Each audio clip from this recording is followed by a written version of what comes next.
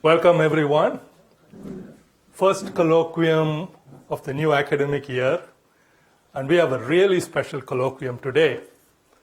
Our speaker is Professor James Gates Jr. from the University of Maryland, and he is a really distinguished scientist, eminent scientist in many senses of the term. And those of you in the back who are shaking your head and saying, oh, they say that about everyone. In Jim's case, this is eminent, distinguished, etc., in big block capital letters. See, I sent an email to his secretary saying, could you send me Jim's CV so that I'll be sure not to miss anything important? And bang, the reply came. What, you want all 100 pages? I said, no. I did get the 100 pages, Jim. I didn't read all of it, but I pulled out a few juicy bits. Okay, so let me just tell you the few juicy bits. He is a member of the National Academy of Sciences. He's a recipient of the National Medal of Science, which, as you know, is the highest possible honor this country can offer any scientist. And he's a member of the Council of Advisors on Science and Technology to President Obama. Okay, so that's the level of the speaker we're talking about. We are really fortunate that he's been willing to come and spend time with us and tell us about the most interesting area of physics, which we in astronomy have been looking from the side, and we would like to know what it means for us. Jim is a product of Cambridge, Massachusetts, in the sense he got undergraduate degrees in both mathematics and physics from MIT. And then he got his PhD also from MIT, working on already these kinds of stuff, supersymmetry and related topics, long before they were fashionable. Okay, I think he's one of the first to even do a thesis on those topics. And he's continued in this front line of physics ever since. He was at Harvard for a couple of years as a Harvard Junior Fellow. So I think we can take a little credit. In fact, he went to Maryland from here. So we placed him. We placed him close to the center of action in the center of our capital of our country.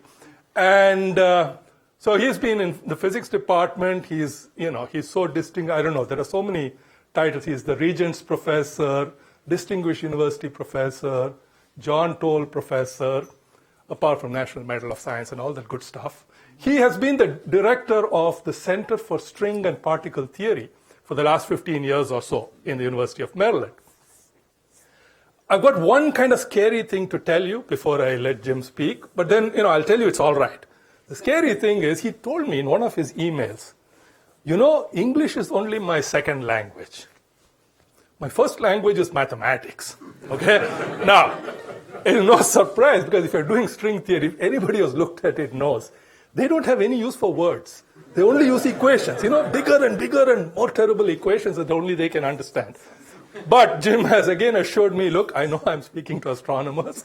I know these are not string theorists. I will use my second language. This is what he has assured me. So, Jim.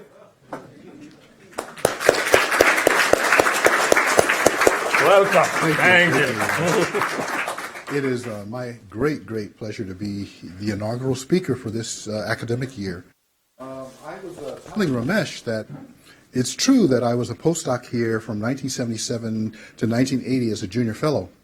And when I was coming here, my wife asked me, when was the last time you spoke at Harvard?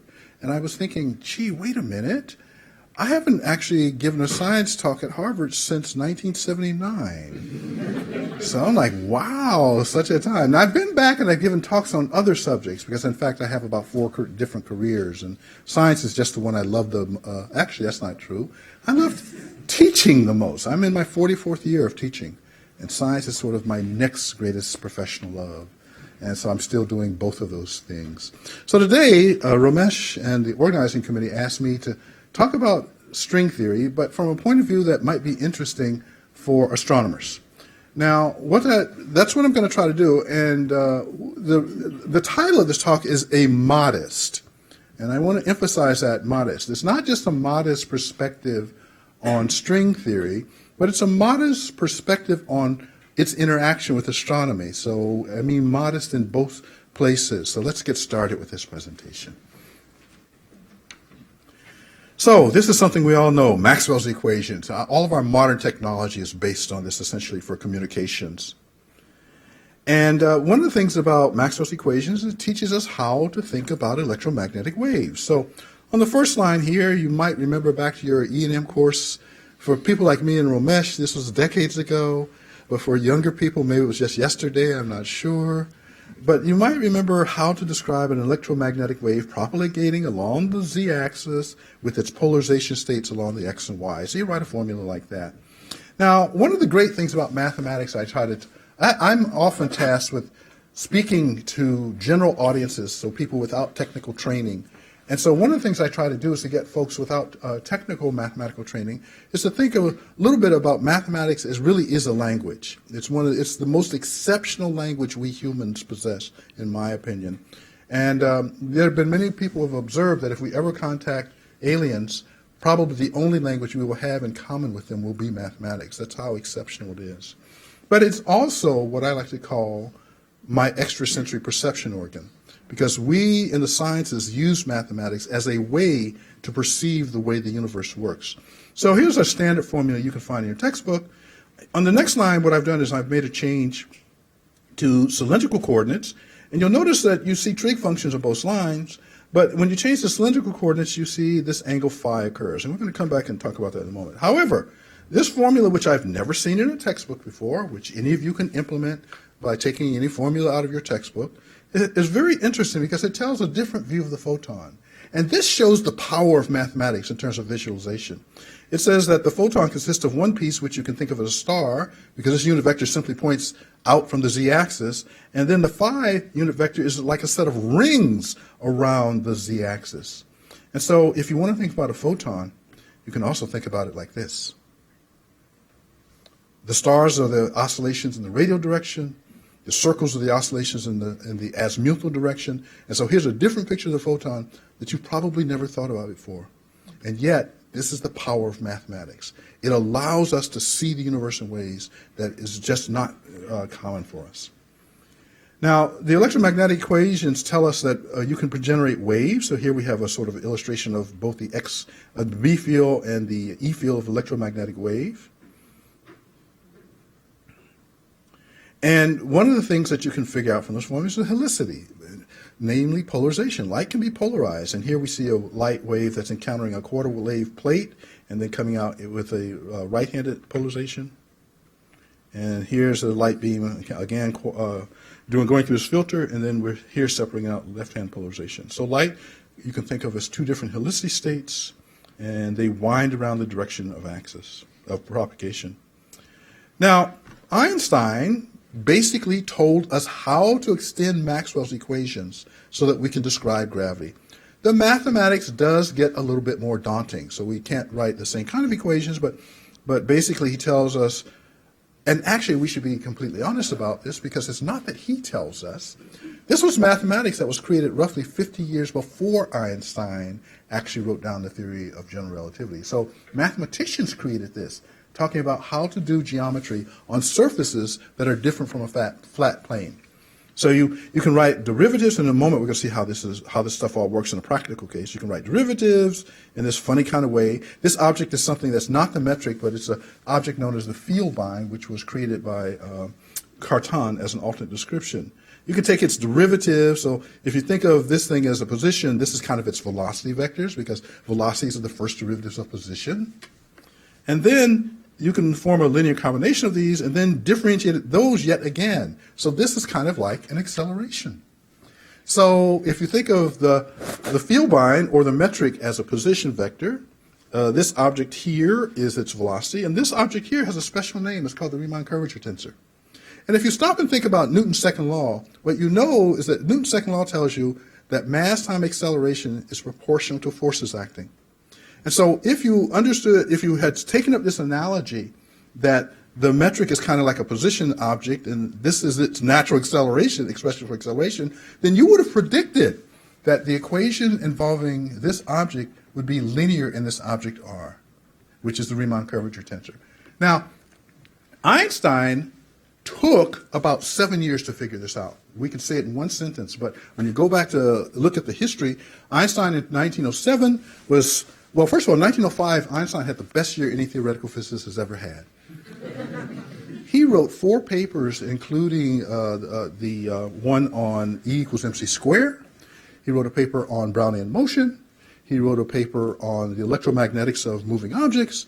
And he wrote a paper on the photoelectric effect. So it was just an incredible year. Any one of those works could have easily won the Nobel Prize. But in fact, none of them did, which is kind of interesting.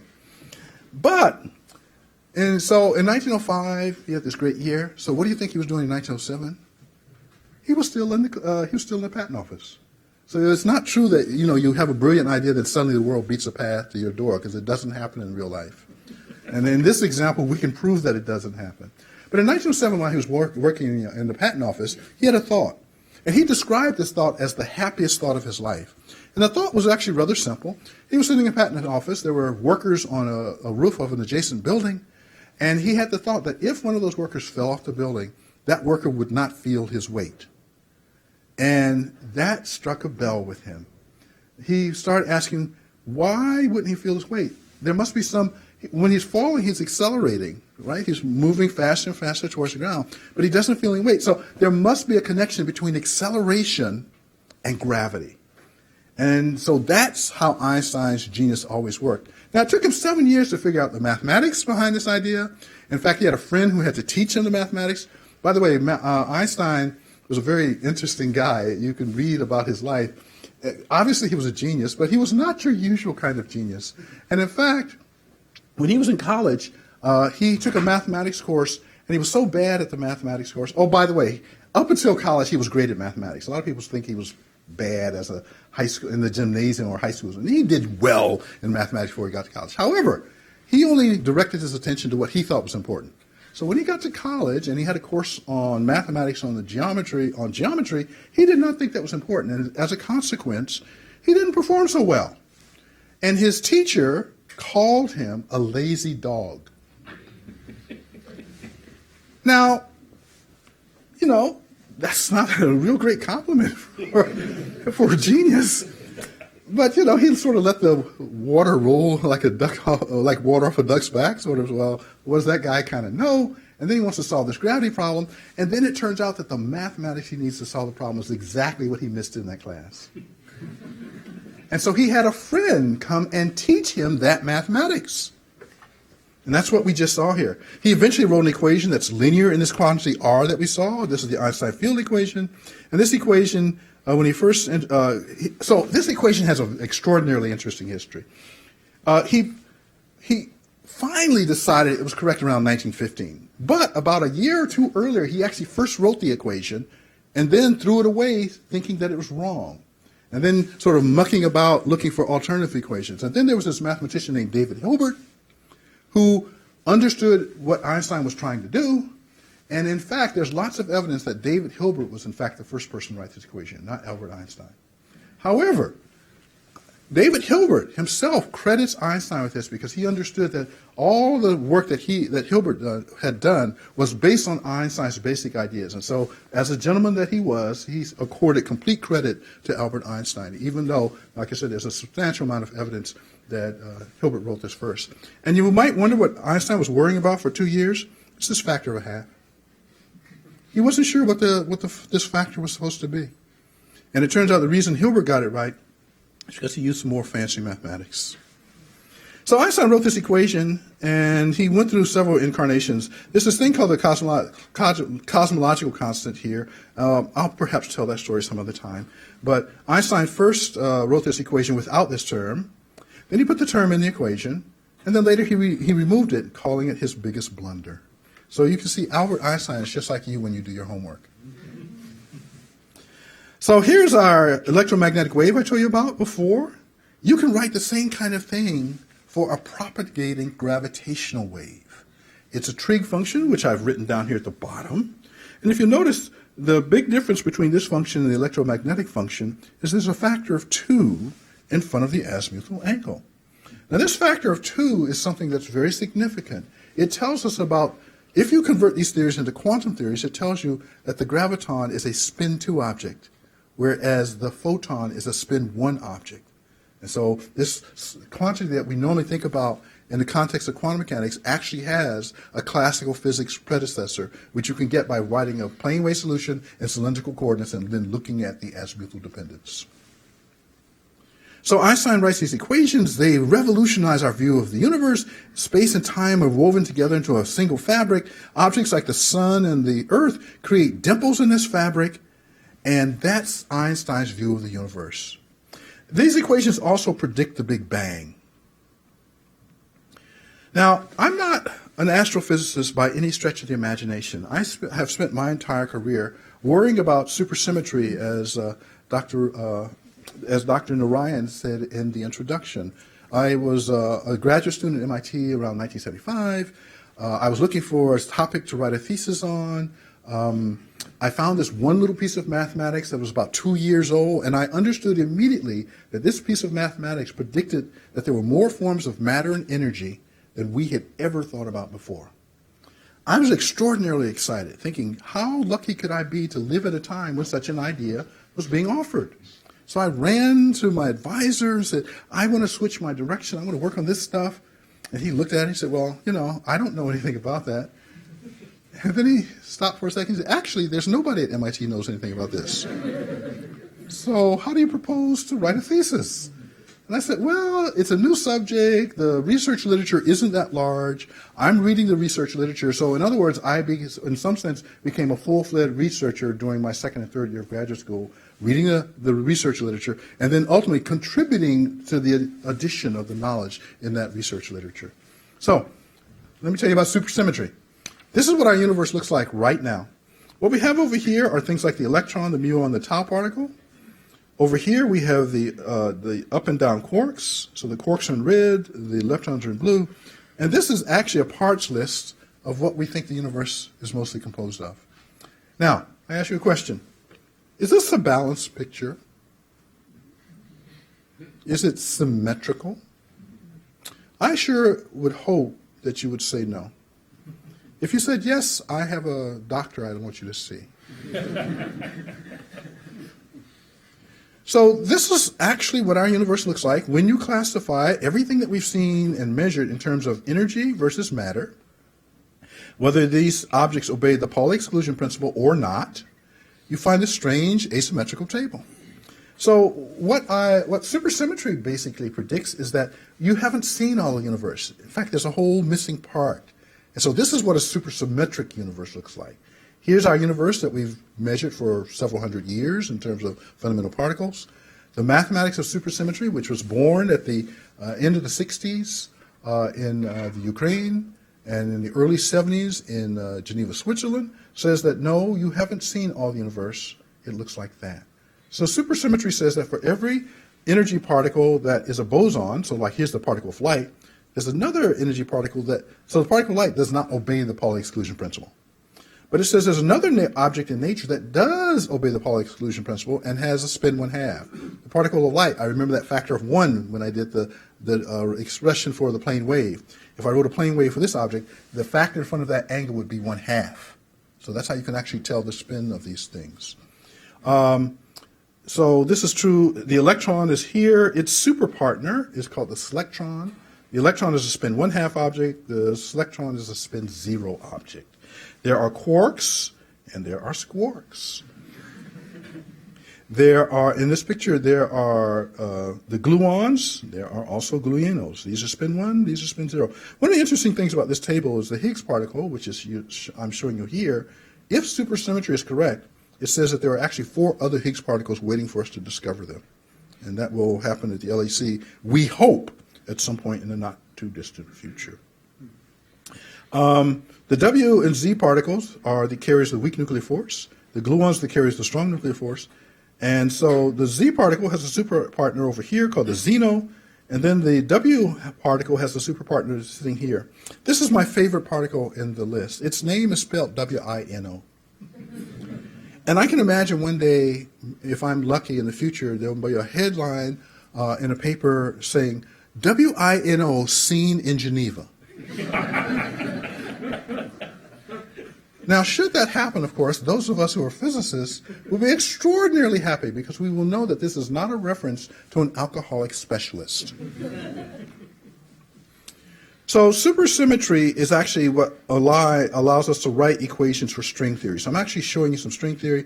We're not going to be delving too deeply into it, but back in 1984, there were these two formulations that were found by David Gross.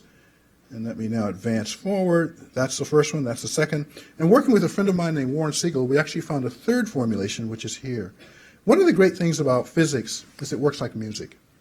You know, if you have a favorite composer that's created a very wonderful piece, it is often possible for another composer to write variations on that piece. And it works exactly the same way with the mathematics and theoretical physics. People like the Princeton String Quartet, namely David Gross, Emil Martinek, Ryan Roll, and Jeff Harvey, in 1984 wrote some equations to describe this thing called the heterotic string theory. In 1987, I, working with my friend Warren Siegel, noticed that their formulation was not the most general formulation that you could write, and so we wrote this third formulation, which I'll come back to in a moment. Now, one of the things about string theory, which gathers lots and lots of extra attention, is that people like to say it predicts space has 10 or 11 dimensions. Now, there's only one problem with that. If you go out and do an experiment, you don't see 10 or 11 dimensions. You see 3 spatial dimensions and 1 temporal dimension. And so this mathematical construct called string theory is an incomplete construct. And in fact, so let me go through these 3 formulations again. So you can see it's just math, but the idea is that you can write variations. In fact, it turns out you can write 4-dimensional strings, and that's going to be our goal. It is possible to write equations for string theory that are intrinsically 4-dimensional, and I'll come back and concentrate on why that's probably an important thing to do.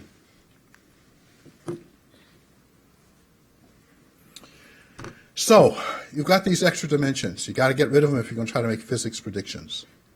So around 1985, in fact, one of your colleagues here at Harvard, Andy Strominger, played a major role in this part of the story. Around 1985 or so, Strominger, Witten, Horowitz, and one other colleague figured out a way to get rid of the extra dimensions. They called it compactification. Let me explain it to you in a very simple guise. This first line here is a position vector written in cylindrical coordinates, the usual expression that you would see. The gradient with respect to those, spherical coordinates, the gradient of that is this operator right here. This is a gradient in spherical coordinates, which you've probably used at some point in your life. Now, what does compactification mean here? Well, this first description of a world is a world in which there are 3 spatial dimensions, x, y, and z. We are going to do a compactification so that we go from a complete 3-dimensional world to only working on the surface of a sphere. It means that wherever you see the variable r, you hold it constant. Now, if it's constant, then the derivative with respect to it drops out. There is no r derivative if it's constant. But the angular derivatives are still there, and those angular derivatives are describing the position on the surface of a sphere. So we have done a compactification. How does it work? You go to a big space with lots and lots of coordinates. You impose some kind of condition on those coordinates so that the solution of those conditions describes a space with less dimensions. And here it is in the simplest guise I know how to explain. So what Andy, let's continue this discussion for a moment. So if you take the components of the gradient operator, which are here and here, and you hold r constant, you can write these components in terms of what are called the frame fields. These are the objects that I told you about that Einstein had to learn in order to describe gravity. So you can describe the derivatives with respect to the coordinates on a sphere as this operator, which we'll call E sub theta, and as this operator, which we'll call E sub phi. You now calculate what's in quantum mechanics is known as the commutator, and you get a very simple result, just this. And this equation tells us about those coefficients about the velocity coefficients. Remember, the idea was you would play like the metric is the position, and then you want to find out about its velocity, then you want to find out about its acceleration. So these expressions are like position. When I calculate this operator, it's like finding the velocity of those things. You find out the velocity looks sort of like this function, but you'll also notice that only E phi here, so that means that there is no velocity in the theta direction. So you get this relationship, so these are the velocities. Now you just plug this into a formula for the Riemann curvature tensor. And when you do a little bit of algebra, you find out that when you hold r constant on a sphere, the curvature of the resulting two-dimensional space is 1 over r squared, 1 over the raised square of the sphere. Now there are more complicated ways to find this, but this is just one of the nicest and fastest way I know how to derive this result. So what you learn is the following. If you start with some big space with lots of coordinates and you put some kind of restriction on those coordinates, the smaller space that you wind up with has a curvature associated with it, even if the big space did not. That's what this example proves to us. And so now, what Andy and Witten and Horowitz did was to say string theory has extra dimensions, and here they are. We write them as x0 to x9. So string theory has 1 temporal dimension, x0, 9 spatial dimensions, but we live in a world that only has 3 spatial dimensions. So how do you get rid of them? Their suggestion was apply compactification, just like we saw in the case of going from 3 space to the sphere. So the way that you do that is you take the 9 coordinates of string theory and you break them up into 2 sets. One that goes from, this is the temporal coordinate, x0, to the z coordinate, so that's one part of the string. And then you say the remaining 6 coordinates of string theory are things on which we are going to impose algebraic constraints. In other words, this is the analog of saying, I'm going to hold r constant. Now, when you do that, you have to worry about whether the theory is going to still satisfy the equations that it did before you impose the constraints. And it turns out that there are special ways to impose these constraints on these extra coordinates so that they still preserve the equations that you started with before you impose those conditions. What you do is you write polynomials in these extra 6 coordinates, and you demand that those polynomials equal to 0. So this is the analog of the condition that r should be held constant. Now, this was discovered, as I said, around 1984 and 1985, and at the time it was a tremendous lift to the string theory community because they said, aha, we can describe the universe in which we live by using this kind of a technique. Now, so then the question becomes, what polynomial do you choose? Right? I said choose a polynomial, but I didn't tell you what polynomial to choose. And it turns out that solving the equations of string theory doesn't give you a specific polynomial, it gives you classes of polynomials to solve. And in fact, among these classes of polynomials are what we call Calabi-Yau spaces. So St. Yau is a faculty member here at Harvard in the math department. And so he's one of the first people to talk about the geometrical descriptions of these spaces that are described by these constrained polynomials. And in particular, I picked only one example of his work, namely something that's called the Tien-Yau manifold. This manifold in physics was very important, played a very important role because I told you could get these compactifications. Well, it turns out in the context of string theory, when you compactify the extra dimensions, it has a feedback on the symmetries that show up in our world. And so you don't want to do a compactification that leads to a symmetry that we don't see. And in particular, the Tien-Yau manifold, which is defined by these polynomials, and by the way, you might wonder, if you stop and think, you say, wait a minute, Professor, you're pulling a fast one here. So let me tell you about the fast one I'm pulling. I told you the strings had 6 extra coordinates. But if you look at these polynomials, you'll see that, that in fact, what I've done is I've introduced a label that goes from 1 to y. By the way, this is actually, I'm using the notation of Tien and Yau, so this is actually one of the extra coordinates. There are more extra coordinates here than the 6 that we started from. And that should maybe frighten you a little bit. But let me remind you that another way to describe a sphere is to write the condition x squared plus y squared plus z squared equals equal to a constant. So you have introduced three coordinates and a constraint.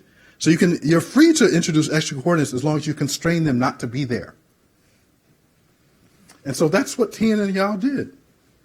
Now this particular construction turns out to be important because this construction was the first string theory construction using Calabi-Yau compactification that allowed for three families of quarks and leptons. And what are those three families? Well, let's go backwards a bit in this presentation. There are three families here. There's the electron family, the muon family, and the tau family. In terms of the quarks, the up and down quark, the charming and strange quark, and the top and beautiful quark. That's the three I'm talking about. And so if you had picked a polynomial that was not, before the Tien-Yau polynomials were found, no one figured out how to constrain string theory so that you could get three families. They knew how to constrain it to get less dimensions, but not a universe like ours where you have three families. So it was a big breakthrough when Tien and Yau found this manifold. This manifold, the polynomials actually have some symmetries that said you can rotate these things by complex angles, and that controls some of the symmetries that show up in this construction. So now we're about 1984, 1985 in string theory. This was the state of the business. That we had initial construction of string theory equations that included the property of supersymmetry. Supersymmetry, by the way, was critical for the mathematical consistency of string theory. Without supersymmetry, we could not get mathematically consistent equations. And now we finally learned how to get equations where there were only three spatial dimensions and one temporal dimension. And then we finally figured out how to get these equations to tell us about universes that had only three families of quarks and leptons. That looks like pretty good progress. But there was a bit of a fly in the ointment. You see, the kind of compactification I described for you is what's called completely intersecting Calabi-Yau manifolds. I have a colleague and friend by the name of Tristan Hughes, who's written a whole book on these things which we call CCs, complete intersection Calabi-Yau manifolds. And what it means simply is that you write several polynomials to describe the surface as opposed to a single polynomial, as we showed with the Tien-Yau solution. And there's a whole book of these things. There are hundreds of these kinds of things that you can find that are consistent with string theory. And so so the work by Candela, Strominger, Horowitz, and Witten got us here. Yes, we were able to describe universes with three families, with only three spatial dimensions and one temporal dimension, and so things started looking good to us. But then all of a sudden, some weirdness happened. It turned out that you could take the kinds of constructions that came to us from Calabi-Yau compactifications, apply a process of singularization, which means take the manifold and concentrate all the curvatures at single points as opposed to having it spread out over the manifold. And what you then find is that you get an entirely different mathematical construction called an orbifold. And so all of a sudden we went from just knowing how to do these polynomials to something totally different, at least conceptually different, and yet it was consistent with string theory, and it led to more solutions. On the other hand, so this is like 87 to 88, I started worrying about string theory about that point. Some people start worrying before then. We'll come to one of those people in a bit. But I started worrying about string theory. Is it true that string theories are only consistent if there are extra dimensions and you apply this compactification business to it? I was not the only person to have this concern. In fact, around 1987, 1988, three different groups of us asked this question. Can you have string theories that genuinely live in a space that only has four dimensions? And all three of the groups, by very different methods, concluded the answer is yes. Now, you don't hear about these other constructions. Brian Greene doesn't go out and sort of tell you about anything but Calabi-Yau. If you read his great book, The Elegant Universe, you'll see these little funny wrapped up things, and they say, this is a Calabi-Yau space, and this is what string theory works. But we know that there are other things besides Calabi-Yau spaces that also work, and that some of these other things intrinsically describe four-dimensional string theory. So around 1990, as I said, three different groups of us. There was a group at Cornell led by Henry Tye, and what they did is take a totally different point of view that led to string theories that only had 4 dimensions. And the way that they built it is basically by saying, let me look at objects that are only like electrons and study their dynamics, and look at things that are kind of like condensed matter composite states. Then there was a group in Germany led by Lerche, Professor Lerche, and they found something called the covariant lattice. And once again, they showed that this construction, even though it doesn't look like conventional string theory, you can use it to build up strings that only live in 4 dimensions. And then finally, I, along with my friend Warren Siegel, basically constructed something that I'm going to talk to you about in a moment, where we also concluded that you can have string theory in 4 dimensions.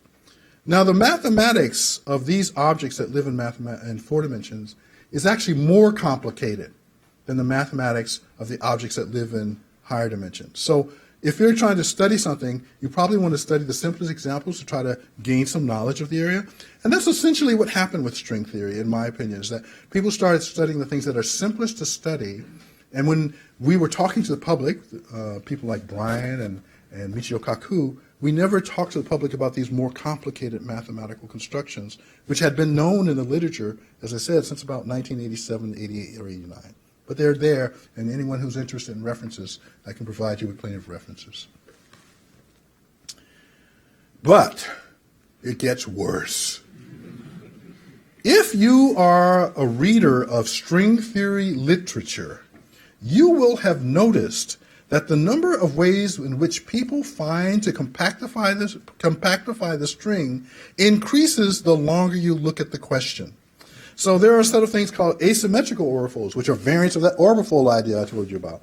There are things called Gepner models that are different variants. There are things called O2 compactifications, G2 compactifications, spin bundle compactifications, non-geometric compactifications. So now we have a whole library list, not just taking polynomials and constraining, but entirely different mathematical constructions for constructing string theory. And then on top of that, there's something called M theory, which around 1995, Ed Witten was one of the people who first proposed this thing as the unifying object that gathers all strings together. And then another Harvard professor, Kumram Vafa, who's here in your physics department, came up with something that's a variant on M theory. He called it F theory. Now, M theory, I have to tell you a joke about M theory. People sometimes ask, and they even ask Ed, what does M stand for? And Ed likes to say maybe magical or mystical. But I've heard other physicists say that M is actually a W upside down. I've not heard any such jokes about the F from Professor Vafa here at Harvard. But since you're all here, maybe you can descend en masse, especially you folks in the physics department, can descend on his office and ask him what he was thinking about when he decided to name this thing F theory. Jim, I have a suggestion. Yes, sir. I have heard that M is actually the mother of all theories.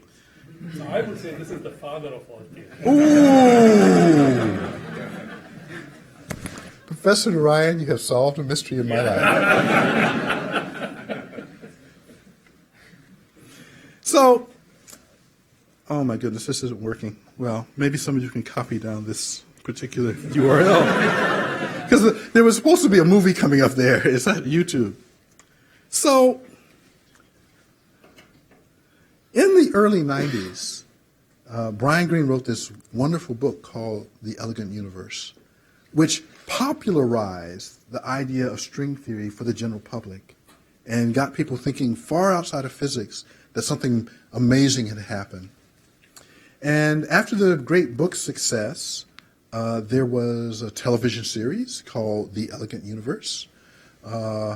Brian was the principal narrator, and since I had been working in the area, I was asked to be in it. Ed Witten is in it. A whole group of us are in this video, which you can go out and find if you wish. And Steven Weinberg is in the video. Steven makes this wonderful quote that I think is just one of the sharpest quotes in physics about what physics is about. He talked about this process that we're doing, which is unification. We're getting more and more objects to be described by the same math. And Steven said that the first unification of physics was done by Newton, and that was the unification of the celestial with the terrestrial, namely understanding how gravity works on the Earth is also a description of how gravity works in the heavens. So we physicists pursue unification with a passion because every time we've done this, we've gotten a wider and wider grasp of understanding nature. So anyhow, all was not light and happiness in the world of theoretical physics. And there were people like Shelley Glashow, who was also here at Harvard at the time. And if I could have gotten this link up, I would have shown you a picture of Murray Gell-Mann, a very distinguished senior physicist, Nobel laureate physicist, talking about Shelley Glashow and Shelley's pushback on string theory, because Shelley is also in the video. And he says, is that really physics that they're doing? Now, at the time that this video appeared, I thought, well, I'm not sure what to make of Shelley's statement. And if you actually go to this video, you'll see that Murray Gell-Mann talks about the fact that he doesn't understand why Shelley has this position. But, so I'm 65 years old. And as you age, there's this thing called wisdom that's supposed to come to you. And so, although when I was young, I thought that Shelley didn't have a point, I eventually concluded that he does have a point, a very subtle point that I don't believe has been faced up to with the kind of rigor that it needs. Glashow's challenge, in my opinion, should be taken seriously because unless there's developed a classification of all methods of compactification, then it is logically possible that if our universe possesses these hidden dimensions as described by string theory, we might not be able to describe it because we haven't found the right compactification. This is a distillation. This is not Shelley's formulation of his principle, but it's my distillation of what he's saying, is that unless you know every single compactification in this mathematics, how can you be sure that string theory is describing your universe? And I've concluded that he's right, that unless you have a science of compactification, you can't be sure. Now, there have been people working on this issue, like Douglas, who used to be at Rutgers and then moved to Stony Brook, has actually tried to develop a science of compactification, but not for all compactification methods. He's done it in the context of Calabi-Yau spaces. And if you read the string literature, sometimes you see these statements about 10 to the 5 vacua.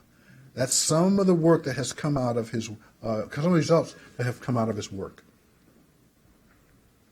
And as I said, so I think Shelley has a point. So if we take Shelley's point to heart, then Calabi-Yau has an intellectual hole. The whole compactable argument, including Calabi-Yau, has an intellectual hole in it. And that is, no one tells you how to find these polynomials, and you don't have a systematic and scientific way to classify all these polynomials. Now that's a pretty bad situation to be in if you're a theoretical physicist. But it's worse than that.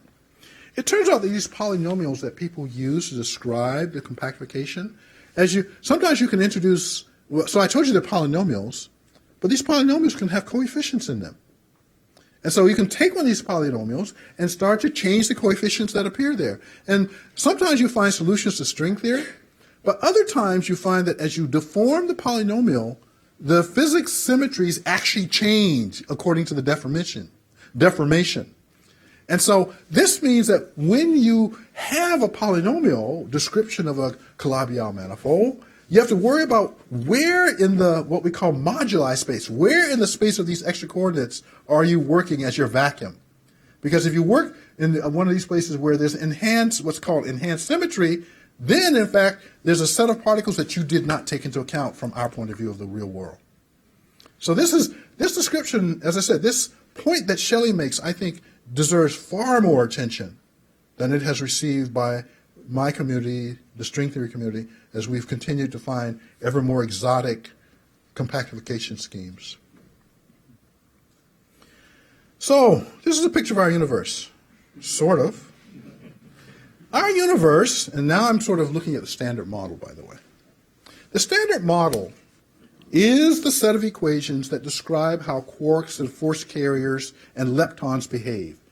The Standard Model is, in fact, the best piece of science humanity has ever produced. One figure of merit on that is the Standard Model predicts that an electron has a magnetic moment. And there's an experiment that we call the G-2 experiment. It's been underway for over 40 years. And the point of this experiment is to measure the magnetic dipole moment of the electron. Now, this is a set of measurements that you can make, but there's also a set of, measurements you can make, but there's also a set of calculations you can do. And these calculations, when you do them, if you take hundreds of what are called Feynman graphs and carry out the calculations, you will find that the experimental value of the electromagnetic moment and the calculated value of the electromagnetic moment from QED, from Feynman graphs, that these two numbers agree to each other to better than 1 part in a billion. There is nothing else in science that looks like this, where you have a theoretical calculation that agrees with a observational experimental calculation to better than 1 part in a billion. This is part of what the Standard Model does. And what's really funny to a lot of us physicists is that the Standard Model is known by the physics community, but almost nobody in the general public knows the Standard Model exists. And yet it's the best tested piece of science we've ever constructed. It has tens of thousands of experiments that agree with the predictions of the Standard Model, and yet it gets no respect. So the Standard Model, if you look at it, kind of says space looks like this. This base space here is kind of, you're supposed to think about the time and x coordinates. We call it the base space. And the Standard Model has a set of force carriers, which are things like the photons. And it turns out that there's an angular, and I'll explain in a moment, there are angular dependencies that are somehow related. The photon is actually over here on the U1 fiber. We call these things fiber bundles. And it turns out that there's an angular-like variable that is associated with the measurement of photons. It turns out that there are 3 angular-like variables that are associated with measuring the weak interaction particles, and there are 8 such angular variables that are associated with measuring the strong nuclear force. And so if you look at the mathematics of the Standard Model, it's embedded in this picture, that the universe is a fiber bundle with only 4 x's and then these angular-like variables that have something to do with the force carriers that you see.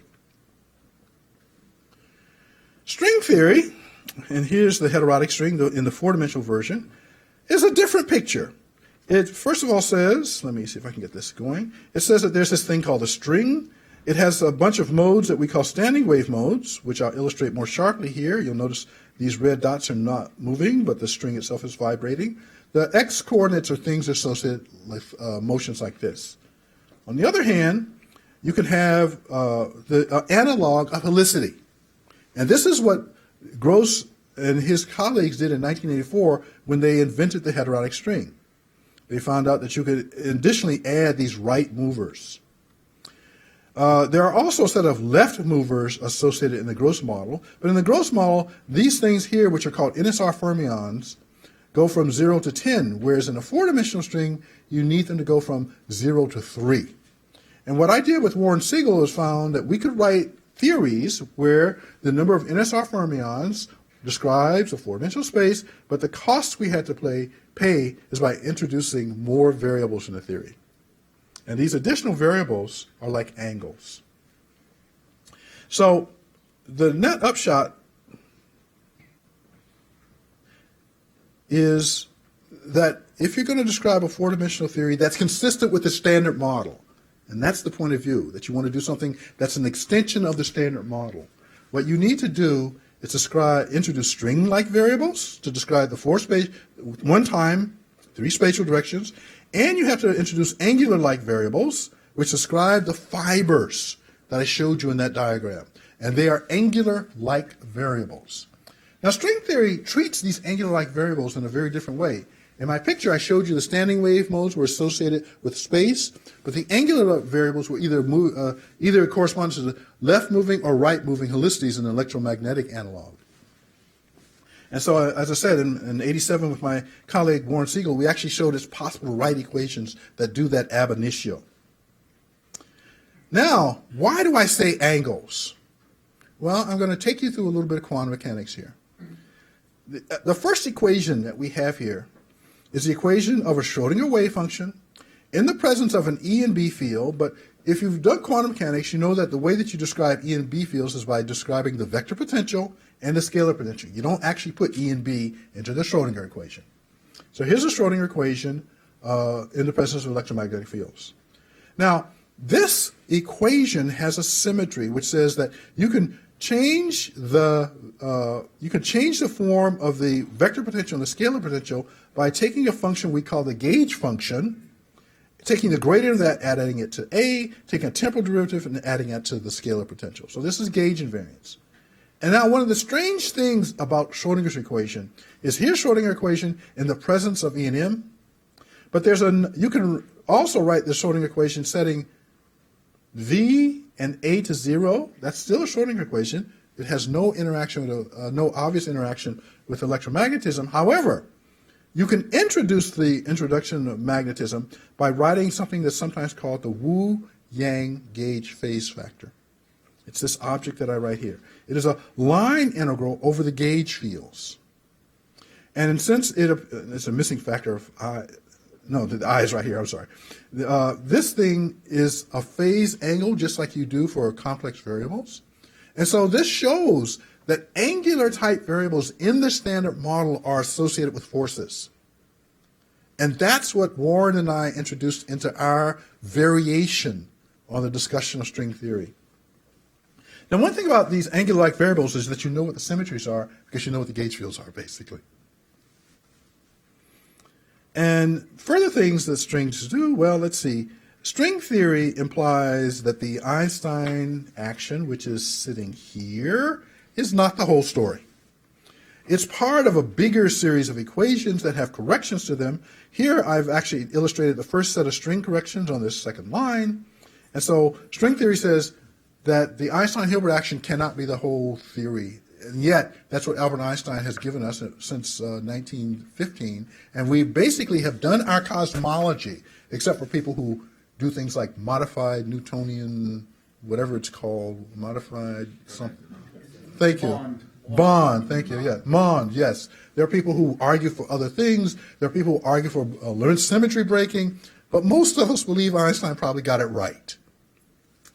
And yet string theory says it can only be the beginning of a much more complicated and extended theory. And this is true even if you don't include quantum mechanics.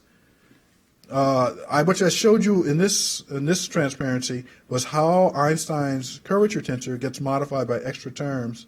This is one term called the axion, which has shown up for other reasons in cosmology. String theory actually demands its presence. You can't write a consistent string that doesn't describe gravity unless it is accompanied by an axion and a dilaton, these two objects. And then it turns out there are lots of different string corrections. This is what we call type 2 string corrections, which is another more complicated one. This one we've actually summed to all orders, and it's not me, but there are colleagues who've actually done these calculations. And so from the point of view of string theory, you can't do the physics of our world by just writing R.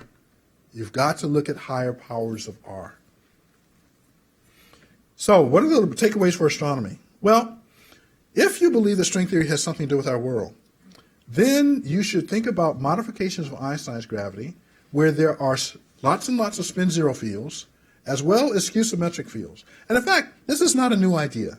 Robert Dicke, back in the 50s, was talking about introducing spin zero extra states to describe the evolution of the universe. String theory says at some level that has to be true. The other thing about this construction is if you introduce these scalars in the presence of higher order curvature tensors, you will produce things that are sort of like the Starobinsky potential. Now, I understand that, at least I've been given to understand, that the latest results from CMB are mitigating against the Starobinsky description with regard to inflation, but I don't know if it's in flux or not because I haven't been following it closely enough. There are proponents that say that Starobinsky potential is actually a good description of the fluctuations in the CMB. Another thing that string theory says must be the case is that there has to be asymmetry, left-right asymmetry in gravitational wave propagations. Now, the problem, this is a paper I wrote in 2008 with a gentleman by the name of Stefan Alexander. And what we figured out was that when you write the modifications to Einstein's action, in fact, in particular, the modification and take into account the terms that are showing right here, that they describe an asymmetry with respect to gravity wave propagation.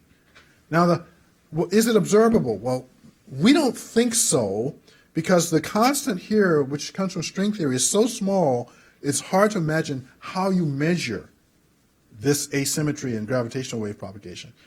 If you have some kind of enhancement mechanism, then in fact, if we ever observe polarized propagation of gravity waves, the next question will be, if it's of the same form that comes from string theory, is there an enhancement mechanism at work here? We don't know of such a mechanism.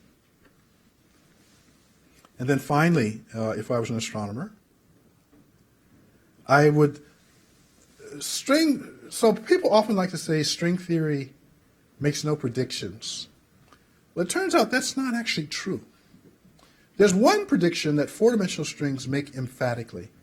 First of all, string theory says there's lots of stuff besides space. So, yeah. I could explain this table why 26th dimension comes out, but let's not waste your time. When we start putting these fibers on, we start to modify that table, which, well, actually, I'll do just one thing for you.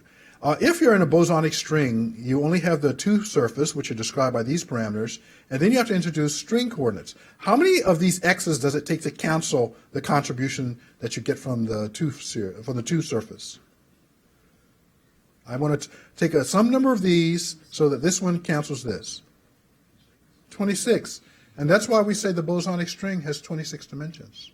It's the cancellation of the elements in this table that I could teach you how to calculate. When you add these fibers, you get other modifications that have to do with the size of the groups that you put on. And those, for the standard groups that we see in the standard model, like SO2n, spin-n, SO2n plus 1, and SUn, those contributions are determined by this table. And we can even account for the exceptional groups. And in fact, if you've studied string theory, maybe you know that E8 cross E8 shows up in a prominent way. It's actually the canceling of anomalies that are due to this table. What string theory then informs us is if you want a mathematically consistent string theory, this picture that I showed you earlier is in fact more accurate. Not only do you have the fibers associated with SU3 cross SU2 cross U1, you have additional fibers associated with entirely different groups. Now what that implies is rather interesting. You see, these three fibers that I've indicated are the ones that affect the matter and energy in our world that we have been able to measure. If there are forms of matter and energy that don't interact with this parts of the gauge group, but with these other fibers, then in fact there could be these whole different universes, and the only way that these other objects would interact with us would be gravitationally. So the standard thing about dark matter is that dark matter, at least in many guises, people believe are described by what's called WIMP, weakly interacting massive particles. And in supersymmetry, we even have a candidate for what such a particle could be. But if you go all the way to string theory, it suggests that there's a truly dark sector that's out there. That's what we call hidden dark matter, whose only interaction with our world is through gravity. And that is true in every four-dimensional superstring theory I know about. So it's not true that string theory makes no predictions, but it offers you no help in trying how to measure this stuff. It just says it has to be there. And so we live in this beautiful place. This is one of my favorite pictures of our 13.8 billion year old home as mapped out by WMAP, the Wilkinson Anisotropy Probe, with us our universe beginning in a Big Bang, evolving through a period of dark ages, finally having a first morning when light is free to roam through the universe.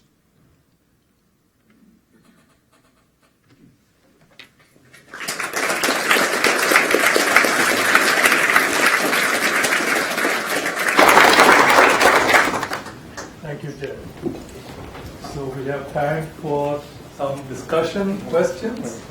Giovanni. Can you comment on string theory's ability to predict the measured quantities? It basically doesn't.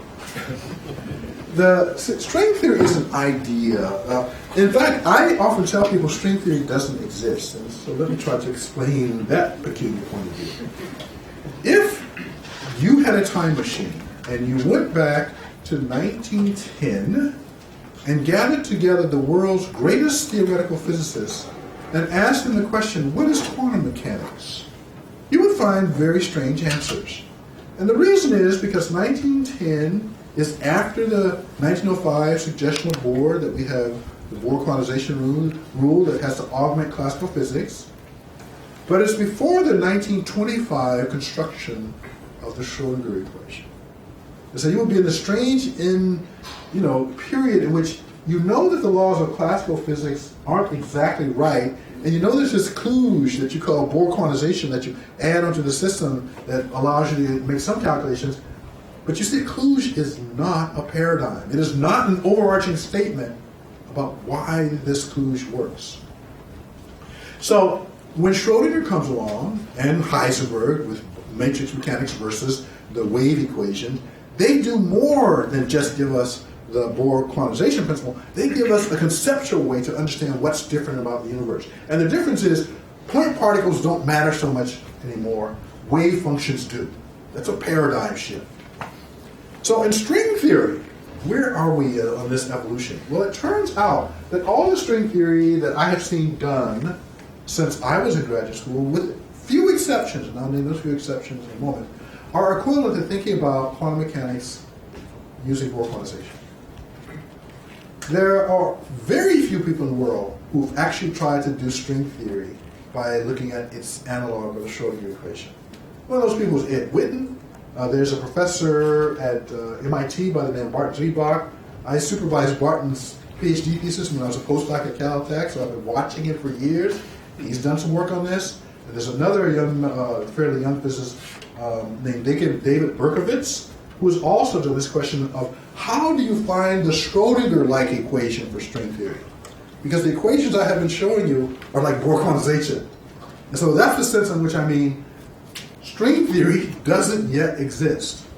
And so until we have that object, which hopefully will be out there, maybe some young genius in the audience here will be the person to find it. Until we have that, I think there are questions that we just will not be able to answer, and predictions are one of those. Avi? Just a quick comment. There is a distinction between quantum mechanics and string theory, and that's that quantum mechanics was guided by experiments, but then in the early phases.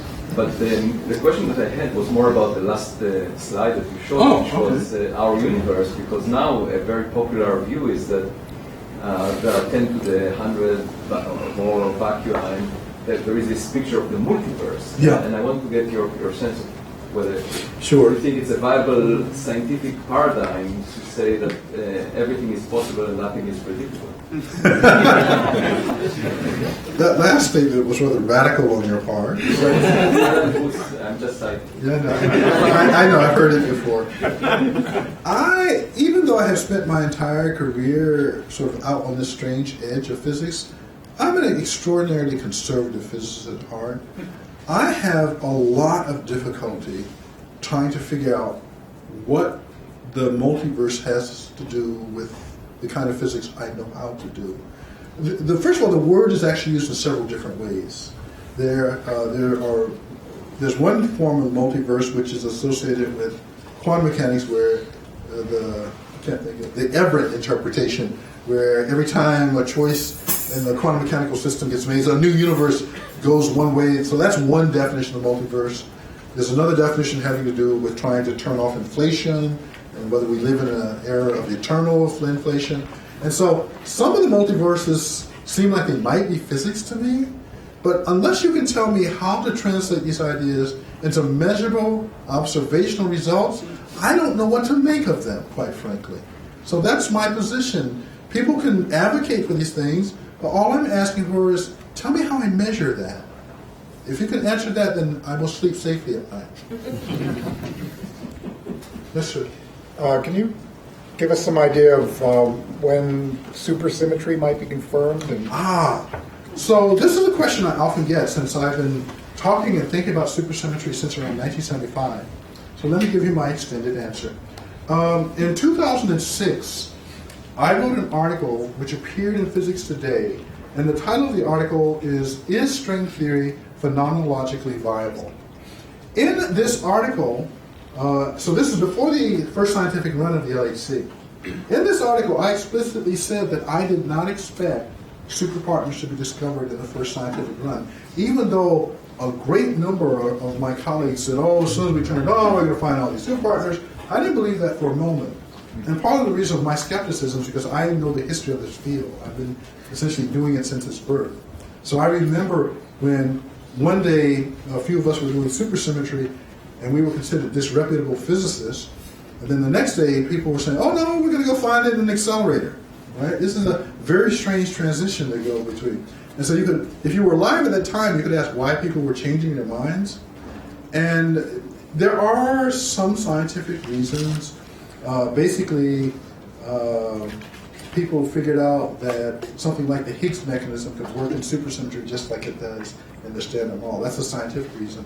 But that's really was the major driver. And so there was, aside from that, there seemed to be, in my mind, very little reason for this transition where suddenly everybody expected supersymmetry to occur. So I remained skeptical up until the LHC turned on. And as I said in this article, I essentially made a prediction I didn't expect to see supersymmetry. Now, that doesn't mean anybody listened, because it's like Cassandra in the Greek mythology, right? She was a very accurate predictor, but nobody paid attention to the predictions. So, I was in the same position. I said, no, it's not going to be there. Nobody listened. So this 2 years ago, just before the turn on, the turn on for the second scientific one, the British journal Physics World asked me to write an article on my perspective on supersymmetry. And so one of the things I said is, there's been a lot of work done searching for supersymmetry, but to conclude that supersymmetry doesn't exist is just like a group of us scouring up and down the East Coast looking for giant sequoia trees. That is a search that is doomed to failure because you're not looking in the right place. So I have an intuition about where the right place is. And this intuition is driven, in fact, by the dipole moment experiments that I told you about earlier. You can ask questions about, if there are superpartners, what kind of deviations would you expect from the Standard Model when you look at the value of the dipole moment? And if you use that as your lens, it gives you some estimate about where these superpartners would be. And so it's always been my sort of guess, expectation, intuition, that until we get to maybe as low as 30 TeV, perhaps as high as 60 or 70 TeV, I will be surprised if we find superpartners before that. But if that's true, it's very discouraging, because it means we likely won't see it with the running of the LHC at all. And how willing will the communities that support us be if we can't produce a result? If it's just beyond the reach of the machine, are there going to be governments that step up and say, we're going to invest $1 billion+ in the next collider to continue the search? That's an extraordinarily difficult question. So I've told you where I think they are. Okay. One of the things you said lends itself perhaps to a test, and that is, you said that one thing common to all string theories is the assertion that Einstein's theory of gravity is incomplete. Yes. Now, in thinking of the kinds of tests, I'm wondering if there's any test, and I'm thinking of like the Taylor-Holst experiment, which increases in accuracy the longer you monitor this pair of orbiting objects. Sure. Is there any prospect that a deviation from general relativity could be detected in that sort of experiment that might at least give a 1 or a 0 vote for string theory? How do I say this?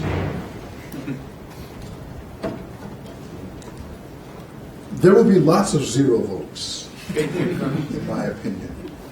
And it will, in fact, challenge our community to try to find out if we're sort of off in a place that is a dead end. Let me just also, I mean, I think it's going to be extraordinarily difficult, quite frankly. But I have complete confidence that supersymmetry, by the way, will actually show up eventually. And it has to do with the quantum properties of the vacuum. Because the reason, like, people in my generation started studying supersymmetry, we weren't trying to build the next, the minimal supersymmetric standard model. We were trying to understand properties of the quantum vacuum. And it turns out that the quantum vacuum in supersymmetric theories is quantitatively different than the quantum vacuum in non-supersymmetric theories. This suggests that there's something extraordinarily interesting about this class of models. And those kinds of things may be important. Some of you perhaps know that if you look at the mass of a Higgs quark and you compare that to the mass of the Higgs boson, we look like we're very close to a metastable state where there might be a false vacuum on the other side. And so if that's true, that may be trying to tell us that there's something stabilized in that state. Supersymmetry has the smell of something that might be doing that. So I'm totally without doubts that supersymmetry will be found. But if you ask me when, I have no idea, except when we get up to the 30 to 60 TeV range. If we get there in my lifetime and we don't find it, then I'm ready to quit then. Okay, I think so. Jim, you have stretched our minds in ways that haven't been stretched before. I don't know whether it's healthy for astronomers or not. We will find out. But this is an amazing talk. I think we couldn't have started our colloquium season better than this. Thank you very much.